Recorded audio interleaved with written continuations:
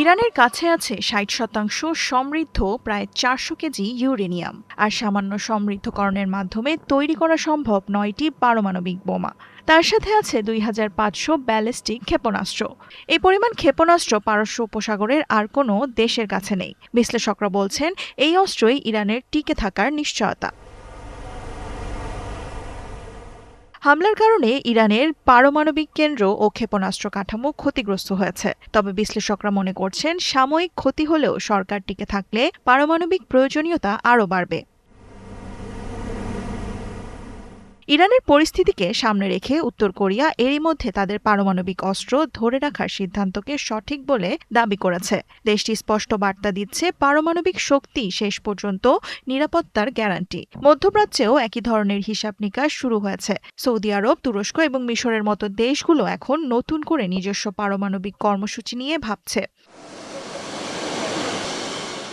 পূর্ব এশিয়ায় পরিস্থিতি আরও সংবেদনশীল। দক্ষিণ কোরিয়ায় পারমাণবিক অস্ত্র তৈরির পক্ষে জনসমর্থন রেকর্ড পর্যায়ে পৌঁছেছে। একই সঙ্গে জাপানেও নিরাপত্তা নিয়ে নতুন করে বিতর্ক শুরু হয়েছে। অতীতে পারমাণবিক হামলার শিকার হলেও বর্তমান বাস্তবতায় দেশটির ভেতরে নিজস্ব পারমাণবিক সক্ষমতা নিয়ে আলোচনা জোরদার হচ্ছে।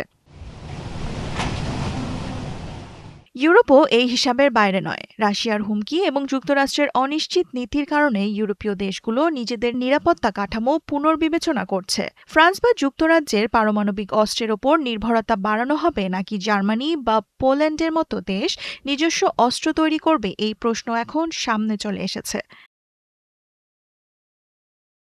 এদিকে ইরান আন্তর্জাতিক পরমাণু চুক্তি থেকে সরে দাঁড়াতে চায়। দেশটির রাজনৈতিক নেতারা বলছেন, চুক্তি আর কোনো সুরক্ষা দেয় না, বরং আন্তর্জাতিক চুক্তি সংস্থা IAEA এর পরিদর্শন হামলার পথ উন্মুক্ত করছে বলে মনে করছে তারা।